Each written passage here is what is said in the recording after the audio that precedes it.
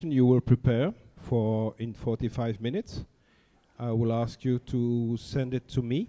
My email is Philippe, the French way, with 3 P's, P-H-I-L-I-P-P-E, at digitizer.org. So, we'll start in 1 minute. Can you please come to the presentation room?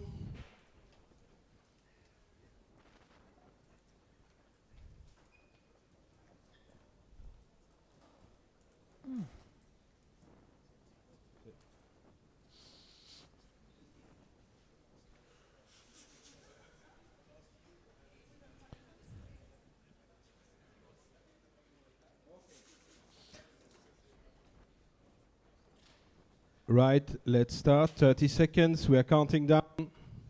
We want to see you all seated.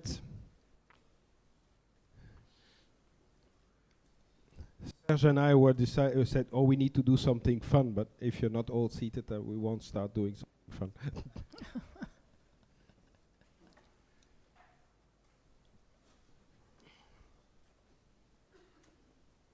C'est bon, Ricardo? Tu fais signe. So all the presentations are streamed on our Facebook page, so you will be able to look at it afterwards.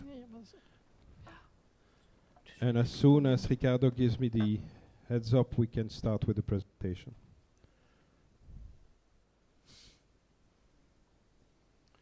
For those who have not heard it yet, we expect from each team, like we now have 12 teams registered, a one slider explaining in what direction they are going to do their project.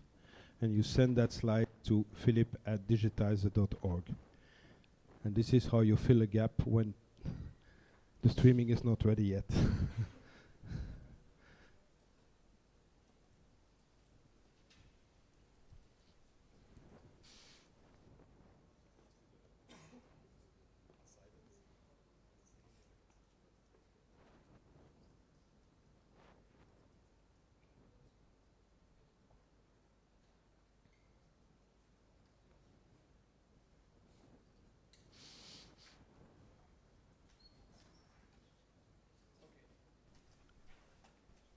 Okay, Jellert has arrived, so we can start. Thanks, Philip. Okay, well, I guess by now you should all know everything about HIV because you've been working very hard already on the topic. So this is just a recap and just to show my face so that if you have any special questions for me, don't hesitate to come and ask. I'm there for that. So as Philip said, I am a former employee of J&J. I'm enjoying my pension right now, and I love to be here. You know, once you've got hooked to HIV, you just can't leave it. So, is it this one? Yes.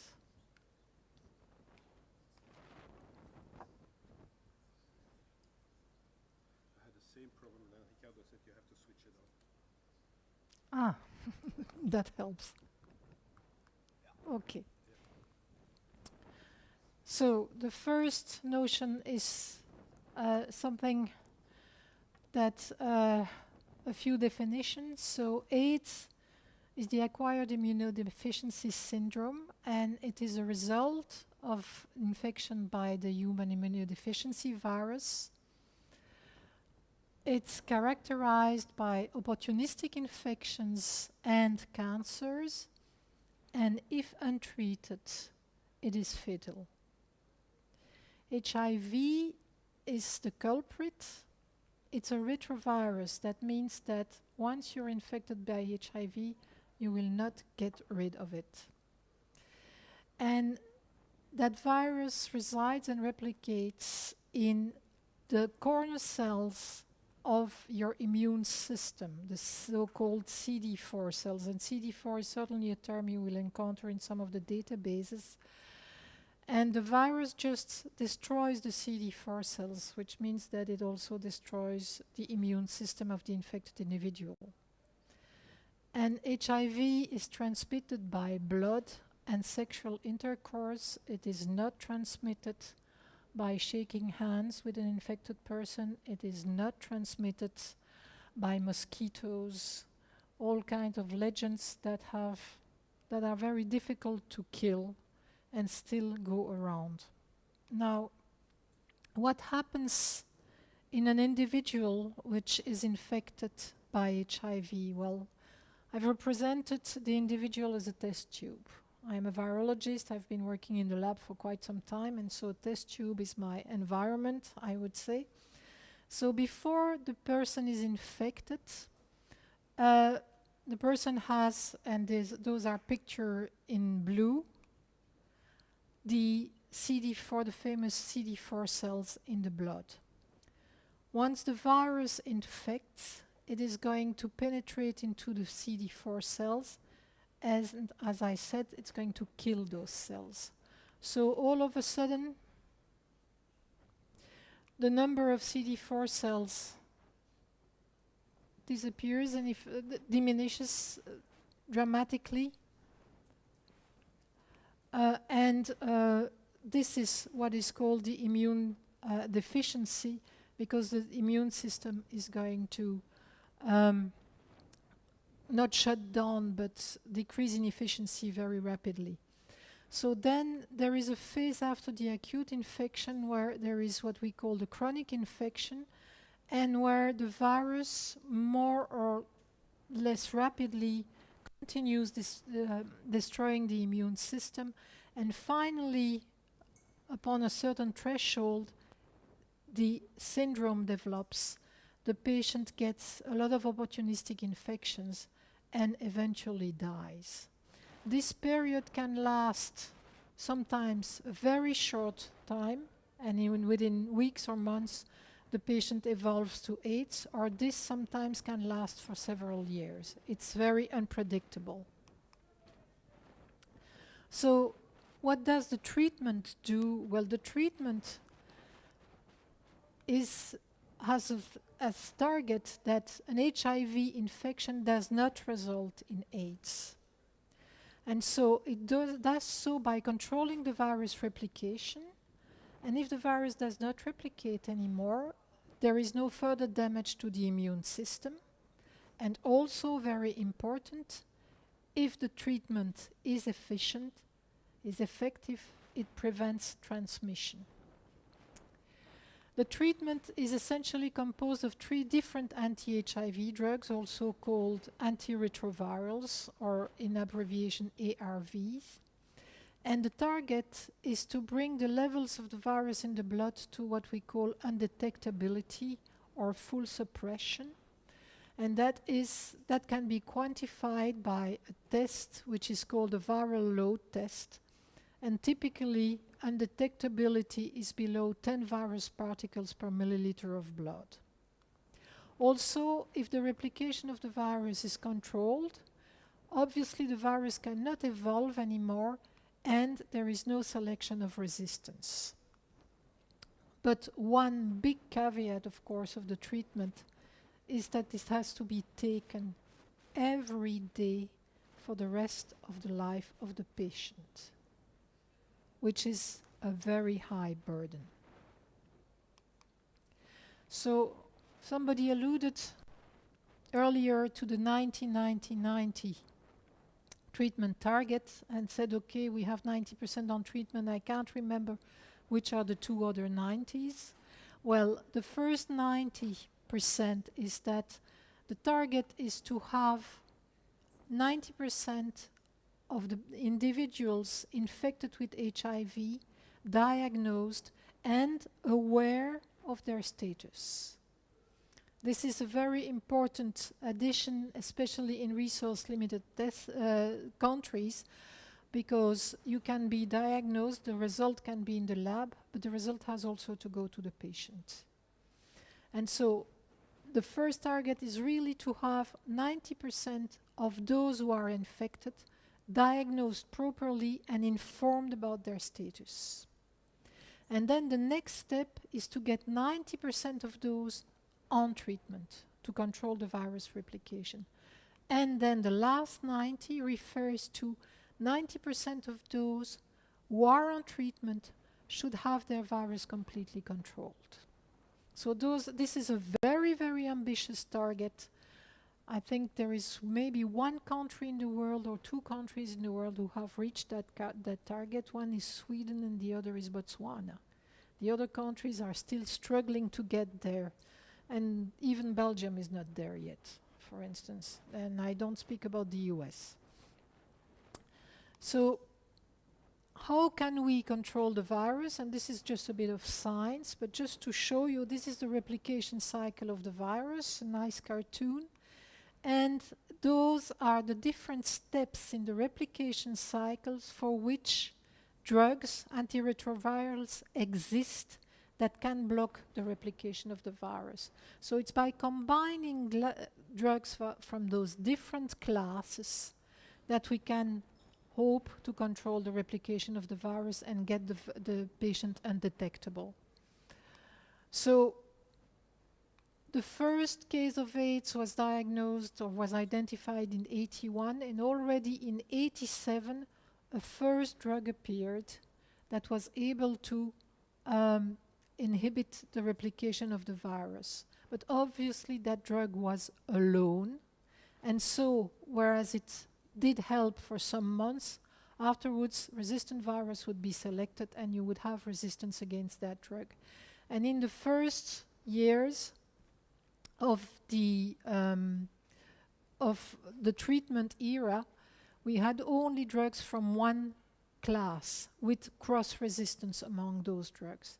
And then over the course of years, new drugs appeared in different classes so that we could get some good combination therapy. And then now what people are looking for as are treatment simplifications, because I remember in those years where those protease inhibitors were introduced, people had to swallow up to 24 pills twice a day, which is something you just don't do. So now there are some treatments which are comprised of only one pill once a day, which is much easier to the patients who have to take them still every day of their life. So this is the drugs we have, and I haven't been to 18, there are some new drugs still coming, but you see that a huge effort has been made to find drugs. Now those are the drugs which are available in Europe and in the US. Obviously, this number of drugs is not available in resource-limited settings. So what are the treatment options in those countries? You essentially have a first line, a second line, and a third line. And the second line is used when the first line fails, and the third line is used when the second line fails. The typical first line is two classes of drugs, two of one class and another from another class, in a fixed dose single tablet regimen, but has a low genetic barrier to resistance. So their adherence is adamant. If the patient is not adherent, and I will come back on that, this is not going to work. The second line is still two drugs of that class plus what we call a boosted PI, but already here we don't have fixed dose combinations anymore, and it's multiple tablets from different manufacturers, which means that the logistics of procuring and distributing those drugs becomes way more complicated. And the third line offers multiple combinations with what is possible to find that will still work for that patient. Now, a big hurdle also is that the second line costs 3 to 5 times as much as the first line, and the third line costs 10 times the cost of first line. So it is very clear that the countries are reluctant to switch their patients to second line. And some countries don't even have a third line in their treatment guidelines. So that means that really the vast bulk of the patients are on first line, and that the patients are maintained on a failing first line regimen much longer than needed. And that is also a cause for resistance. So Here is the vicious, what I call the vicious circle of adherence and resistance. So we have a treatment failure, which is identified by a detectable viral load. So we have, in most of the cases, that virus has become resistant to the drugs that were present in that treatment. So that means that the number of new treatment options is limited, that the treatment also becomes more cumbersome. We don't have one tablet anymore. We have to take different tablets. We have to take them at a particular schedule, sometimes twice a day, sometimes with a meal, sometimes without a meal. It becomes more complicated, which means that the adherence of the patient is also going to decrease. And so we enter into a circle which is very difficult to escape from. So again, the first line is the best chance for the patient.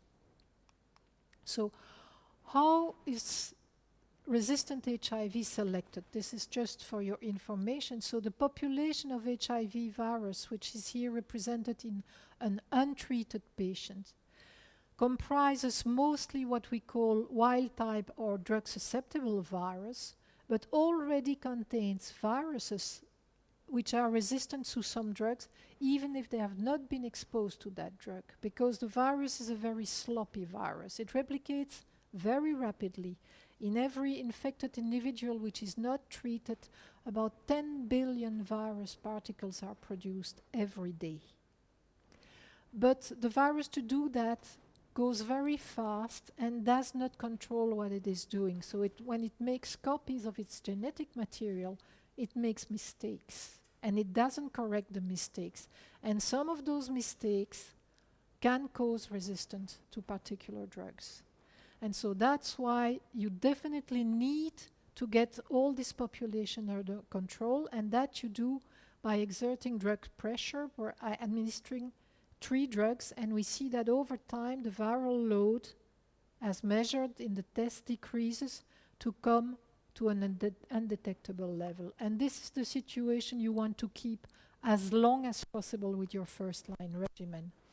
Now what happens is that for any reason, if the treatment is taken away, and I will come back on the factors that can take a treatment away, what happens is that the virus starts to replicate again, and there are still traces of the treatment because it doesn't disappear from your bloodstream in 24 hours.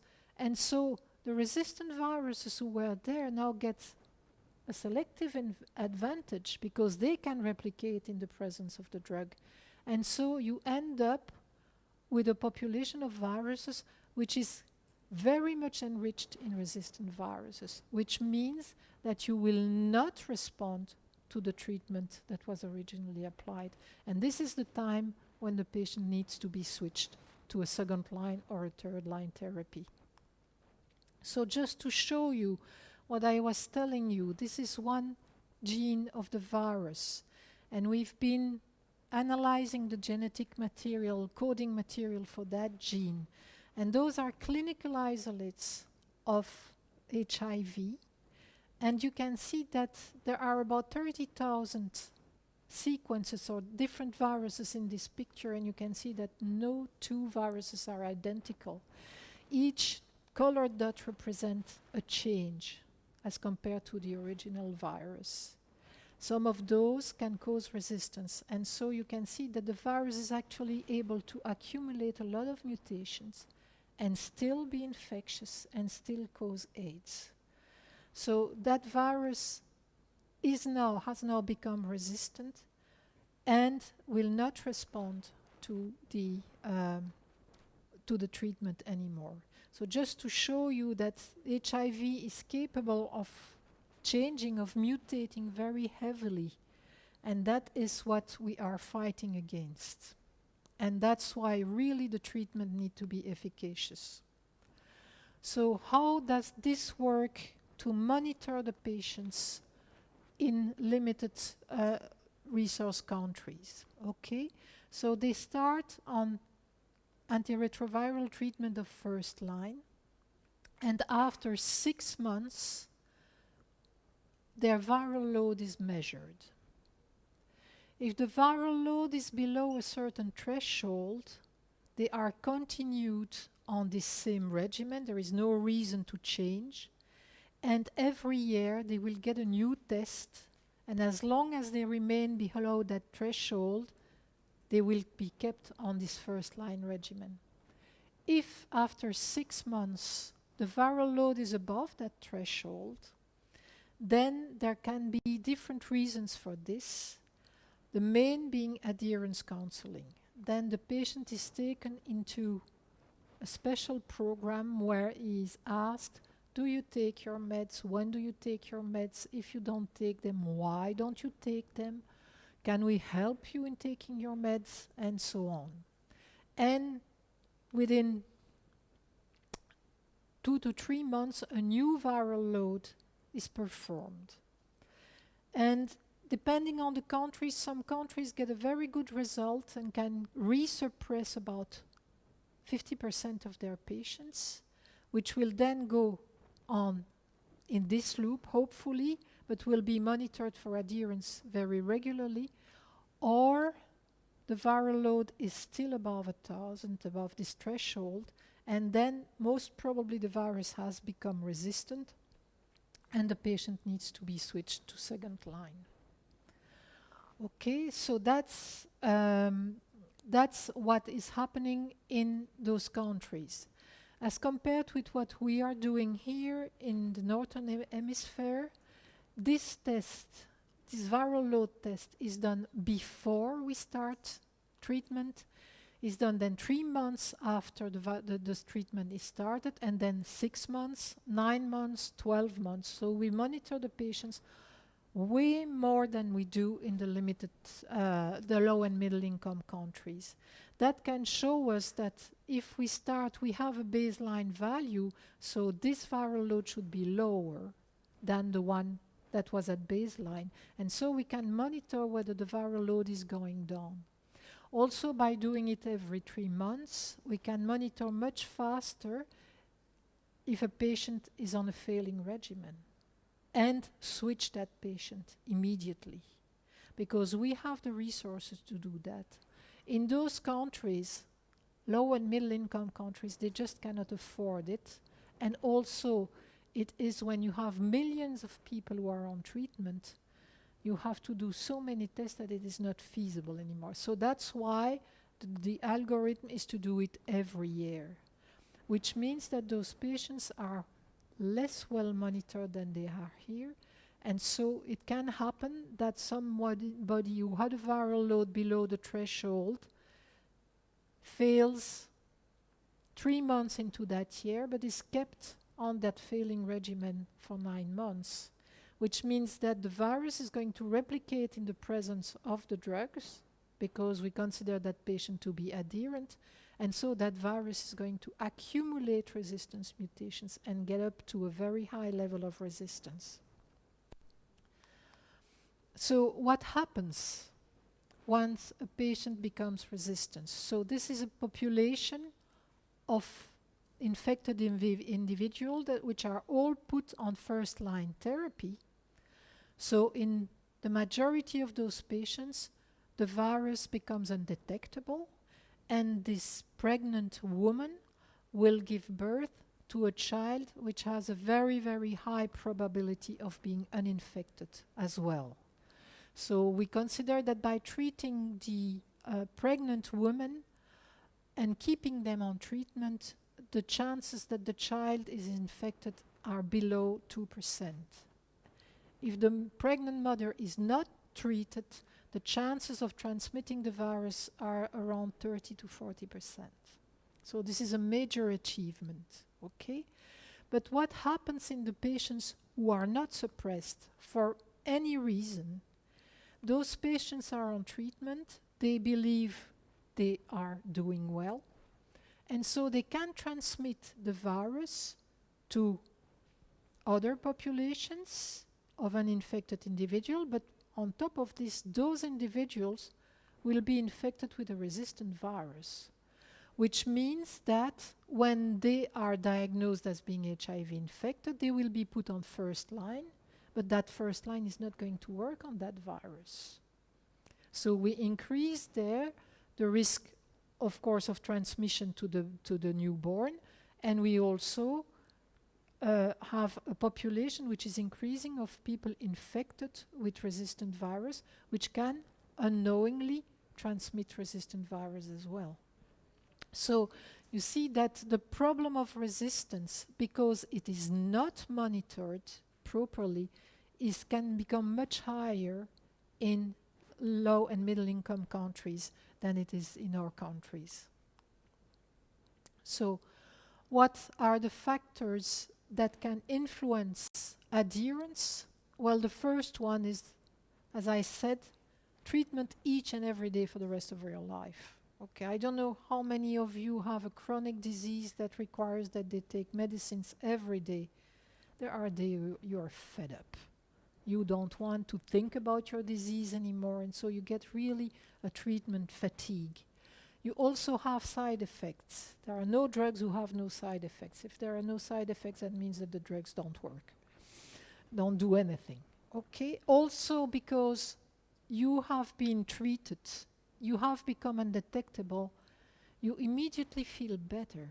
And you have the feeling that you're cured. And so why should I keep taking that treatment? Because now my virus is suppressed. Why should I keep taking those drugs?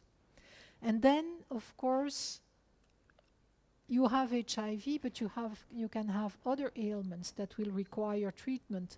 And one of the biggest one is TB. About 70% of the people who have TB are also HIV positive.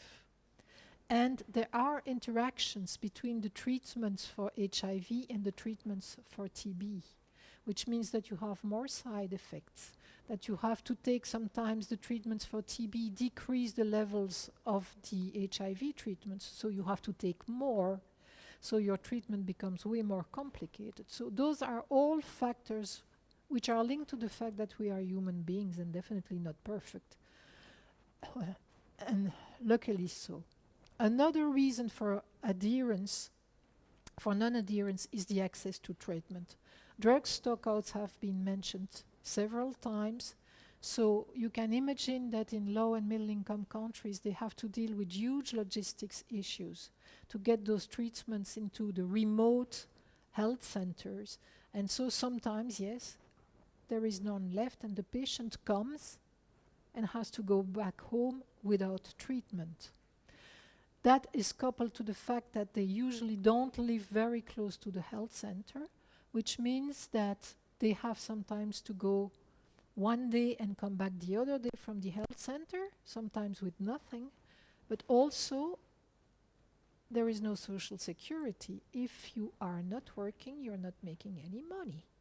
So this is a complete loss. So if you go to the pharmacy, they tell you there is nothing, and on top of it, you've not been paid for 2 days, you're not inclined to come back. So this is also a reason to stop taking the pills. Then a very big reason, which is very difficult to quantify, is stigma. HIV/AIDS is the first disease for which people, when they would meet somebody who was open enough to say, I have HIV, the first question that comes to mind is, how did you get it? Are you gay? Are you using drugs? Are you being promiscuous? Are you a sex worker? And immediately a moral judgment on infected people, which means that you don't want to know people that you're infected. But to get your medicines, you have to go to the HIV clinic, and everybody sees you walking in there and coming back with your bag of pills. So I don't go and get my pills because everybody's going to know that I have HIV. The other thing also is that a lot of information circulates, like urban or rural legends. I don't know how I need to call those, but those lead to denial from the patient, from the people who are infected. Say, no, that cannot happen to me.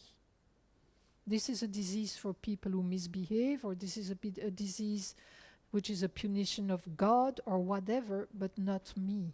It's not possible. Even if I test positive, This is not possible. So this is also a factor which is not going to help get people on treatment. And finally, the access to information. To understand about HIV, it's not easy. You get told that you're infected with a virus, that you're going to have to take a treatment for the rest of your life. What does that mean? What have I done which was wrong? How can I understand what this treatment is going to do to me? And then, of course, the human resources or the lack of human resources. Here again, in Belgium, if a patient is diagnosed with HIV, that person is going to have a one-on-one with a dedicated healthcare professional who is going to explain what the consequences are and do that several times. In those countries, there is no time for that.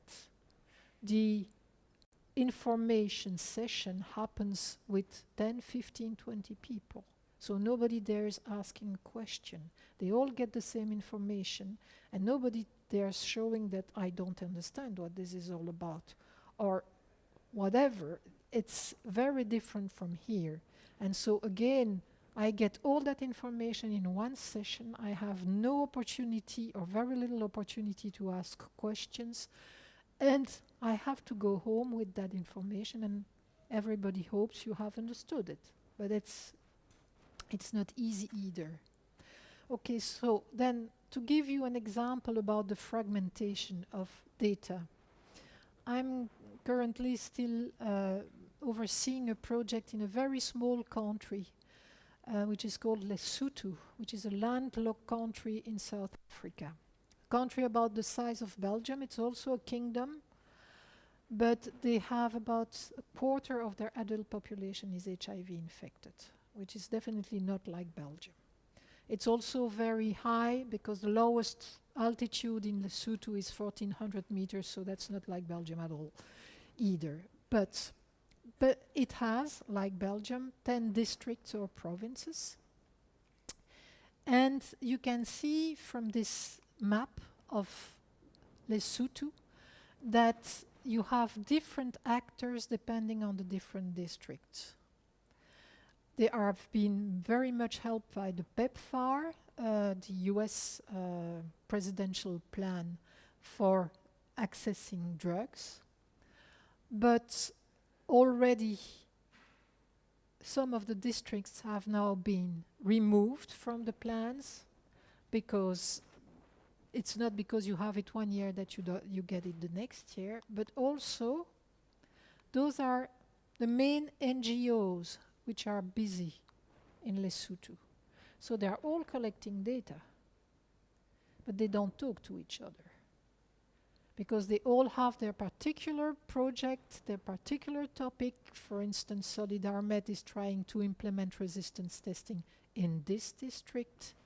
Okay, so that's where they are active. It's their data.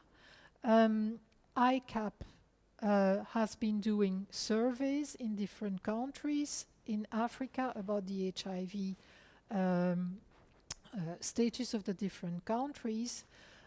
Partners in Health has been now in Lesotho for about 2 years. It used to be Médecins Sans Frontières. Médecins Sans Frontières was kicked out of Lesotho by Partners in Health, so you have a break there.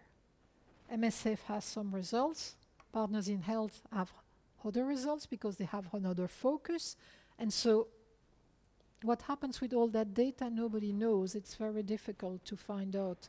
So that's, again, something which doesn't make things easier to collect data in formats that can talk to each other. Just a small example, a very small country, so you can imagine in bigger countries how this can work. Finally, when we embarked on this project, we had been looking into a series of parameters, and definitely this is a non-exhaustive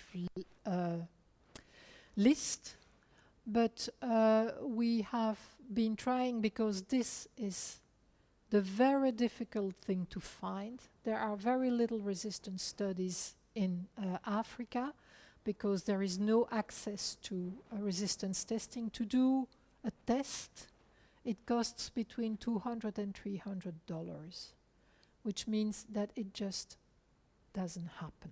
People cannot afford it. So the only resistance studies that happen are studies that are sponsored by WHO or by other, or by CDC, by other governmental agencies, and mostly the testing is done outside of the countries. Okay, so we looked into different other parameters. And here half of the parameters have vanished. Very interesting, but okay. And so some of those data are available publicly. Some other data are more difficult to find. One very important thing that we want to stress is that this exercise should be done with available data and not data that has to be generated by the countries. The countries are already overburdened with with fighting HIV and AIDS. And so, like for instance, the early warning indicators of the WHO, they are very nice and they are very predicting factors, but the countries just don't have the resources to monitor those. And so that's why it, at the end of the day, it doesn't bring much, because it's just impossible to do so. We would like to do it with what is available outside, without asking the countries to, well, could you look into this and could you look into that? Oh, that would help us a lot. No, we're there to help the countries, not the opposite. And so let's do it with what they have. And I think if we can go then to the countries and tell them, look, what we've been able of doing with what you have already, maybe by doing a smaller incremental effort to collect maybe one type of data, we could refine and we could help you better. But we have first to show to the countries that this has added value and that this will help congregate or aggregate all the data that are produced left and right. And that's what I wanted to share with you today.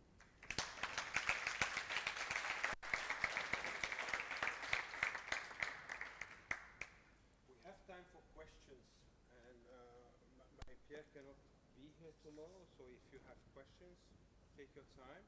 We have all the so if you have questions, it's time to ask them now.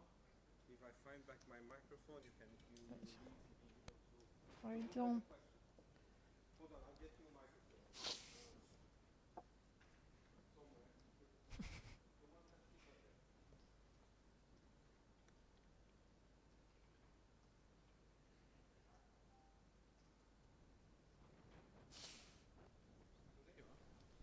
Right. Out of the, let's say, the causes of developing drug resistance, is it like the conditions along the supply chain of the drug has an impact of the validity or the I don't know how to say that, the effectiveness of the drug? Is it a problem that you have identified? Like for instance, temperature or these kind of things? This is something which, yes, might cause some problems, but that has not been measured really. But sometimes indeed the shipments arrive at the airport and then the customs drag their feet to release the shipment, and so it remains in a warehouse by 40 degrees in the shade. It's not good. But still, what we see is that people who are on treatment are monitored, and we know they take their treatment. The percentages of people getting undetectable is comparable to what we have here. So it seems that the treatments do work, even if the shipment conditions are not ideal. Okay. It's more the fact that the drugs do not arrive on time. That's the big issue. Okay. Right. And where are the optimum conditions in terms of temperature? Just to have an idea, do you know? Well, all the drugs that are used right now can be kept at room temperature. That being said, not 40 degrees. It's more like 25 degrees. Okay? But that's the ideal shipment, but we know that reality sometimes is different. But so far that doesn't seem to have an impact, although it has not been studied, because this is something you cannot ask to monitor. I mean, this is still yet another thing that should be monitored. So what we see from the viral suppression data seems to work.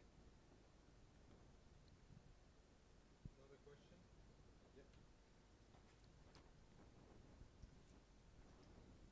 Excellent question. You just say that when people were monitoring in Africa, they get the same probability to. Can you speak louder? Sorry, when you told that people were monitored in Africa, they get the same probability to get suppressed. Were the cost of monitoring everybody already just evaluated? The cost of monitoring everybody in the algorithm that I've shown to you are evaluated indeed. So the manufacturers of the tests have made a big effort to decrease the price of the tests, and if you have 5 million people infected, you should have at least 5 million tests per year performed. So those costs have been evaluated indeed. And normally the countries should be able to do it either with the help from donors like PEPFAR or other agencies, or some countries like, for instance, Botswana, pay it on their own funds.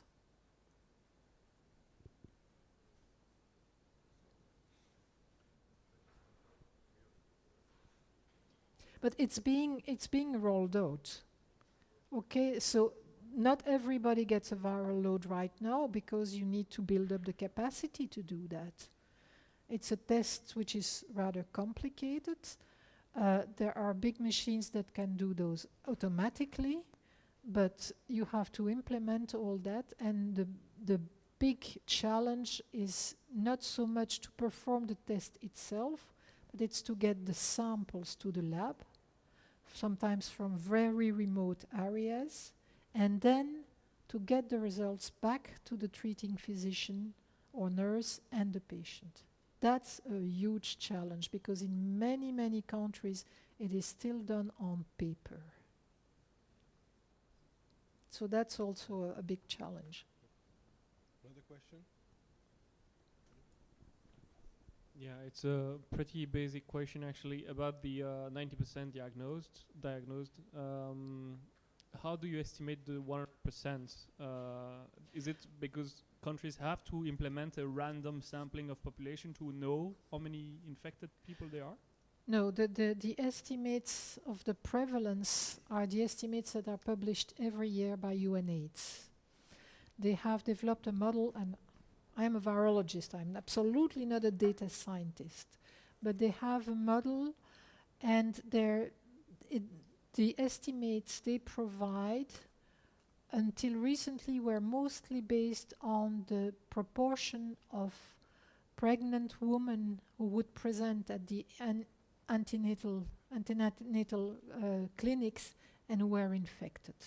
And so from that they could extrapolate a prevalence in the country. And so now they can refine those because there are more and more people on treatment, and also because the countries are now requested to test their population, not randomly. Actually, in some countries it is mandatory that you have one HIV test per year. But that's still far from happening. But this is the idea. The idea is really to go have your whole population surveyed regularly, and then everybody who is clearly diagnosed with HIV should be put on treatment almost immediately.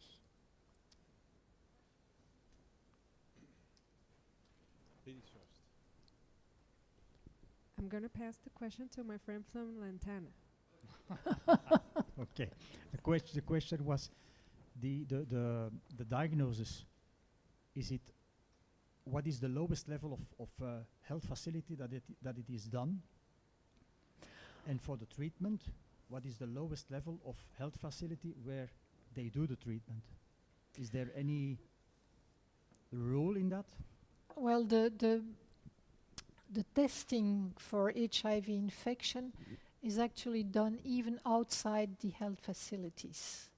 They have mobile teams that go into the villages or in the cities or whatever, and people queue up to get tested. And once a test turns out to be positive, that has to be confirmed. So the test which is used has 100% negative predictive value, which means if it's negative, you can be sure you're not infected at that point in time. If it is positive, then you are sent to a healthcare center who can do the confirmatory test. And there, if the confirmatory test is positive, then you are enrolled into HIV care and you should start treatment. Now, the level of health centers who can provide antiretroviral treatment, that depends from country to country. But usually it's not your under the mango tree dispensary, I would say. It's already a small clinic which has at least a pharmacy facility and some equipment, and also dedicated personnel, because you cannot ask everybody to treat HIV patients. But that depends very much from country to country. There is no rule. So can you say that when there is pharmacy, they can do it? No. You need to have a pharmacy, but it's not because you have a pharmacy that you will do it. You also need to have the personnel to do it, the staff.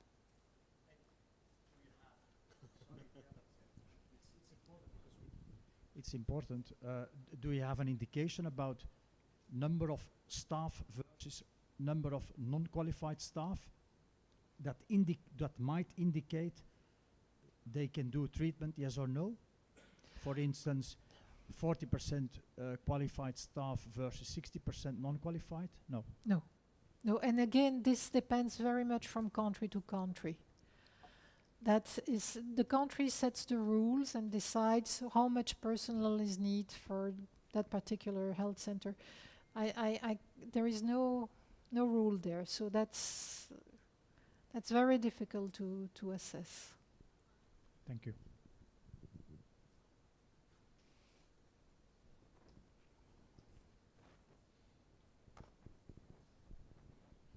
Thank you for your presentation. My question is, you're speaking about people who have stigma for being infected, but is the stigma present also in the testing? Are people reluctant to go being tested because they might be seen by their neighbors? Yes, indeed. Now, I think at that level it's less, also because it's becoming mandatory, so everybody goes normally. But I have heard stories, because then of course you get a form saying you've been tested on that day and so on, that there are already forged forms which circulate. People who don't want to be tested. Is it because of stigma, or is it because just, no, it's not possible, I cannot have HIV/AIDS. That's not for me. Or I don't want to know, I don't want to change my lifestyle, whatever. But that's a reason why some people indeed don't get tested, but they try to test as many people as possible. Okay, I have one question for you, Yes. Marie-Pierre. When you went to this international conference, I think it was in South Africa, about the subject of HIV drug resistance, Yes. what was the general feedback you got there from all the experts that were present at that conference? That's a very good question. So yes, there was a conference in October, and Serge and myself, we attended, on HIV drug resistance, which is really focused on developing countries. The main message is that the first line is the best you can have. Now, there is something that in some countries it is now noticed by some surveys that the level of what they call pre-treatment drug resistance.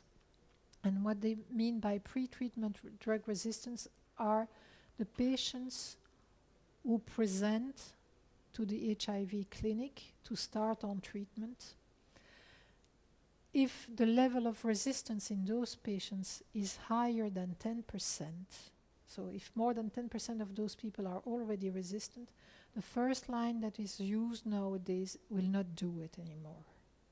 So we need to change first line. And that is going to be a major challenge. Another drug has been identified to do so, but that drug might cause some neural tube defects in newborns, and so, or in fetuses. And so, whereas that drug was seen as this is going to save us, this is going to really help us, now we have to wait to see whether there is really an association between the intake of that drug by pregnant women and the neural tube defects in their offspring. And if that is the case, then that's going to be a major drawback, because pregnant women will not want to take a drug that might harm their baby. So that's what we're waiting for. Another message was that if we roll out that new drug, let's assume that what has been observed is just bad luck and that actually there is no connection with the neural tube defects, that drug will need to be protected much more than what we have done so far. So that means that the threshold for the viral load will have to be lowered. It is now at 1,000 viruses per ml of blood.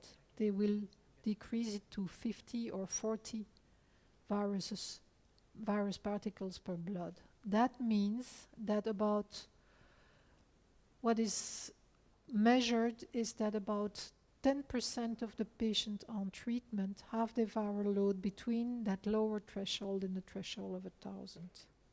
So that means that that 10% will be considered as patients on a failing regimen and need to be switched, which means that they will need more second line and more third line treatments, which I don't think they will like very much because, again, of the cost and the difficulty of those treatments. So that was also a message.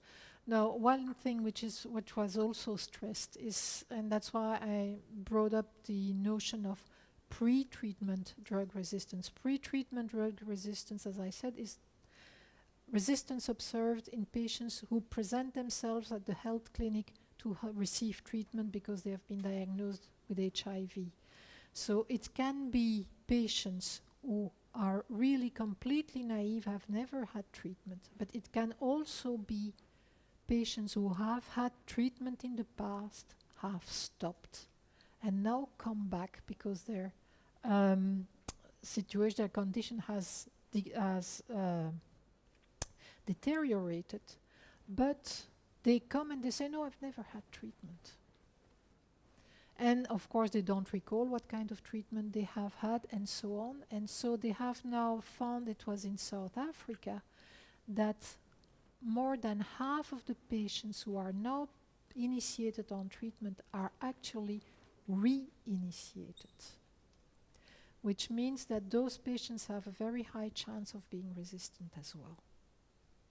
And that's another challenge, is although we try, the treatment is in mass, I would say, really treating millions of people, it's very difficult to find where a patient has been treated formerly because everything is registered on paper. When you go to those healthcare centers, you have huge piles of paper registers, and when you have to find out when somebody came previously, you have to go through it and go manually through the list of patients. And then, because mostly the tradition is oral, the way to write the name can differ. one person will write it that way, another person will write it in another way, and so you're not sure you're dealing with the same person. So it's really a big challenge. Well, thank you very much, Marie-Pierre, My for this pleasure. insight. I'd like to thank Marie-Pierre for helping us in setting up the whole hackathon and being there to answer all our questions. We will have a of 10 minutes to still allow you to have one-on-ones with Marie-Pierre before she goes, because I understand she's leaving now. I would like to have a very warm applause for Marie-Pierre. And Thank you.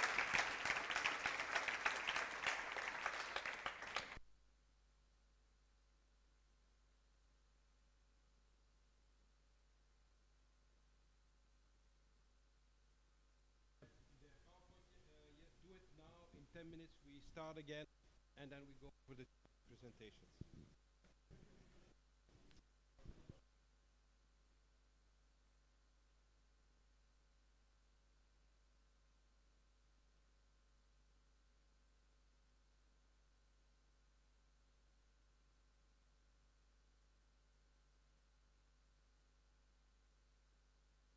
So Evan is filing all the presentation. Make sure your PowerPoint is in the hands of Evan.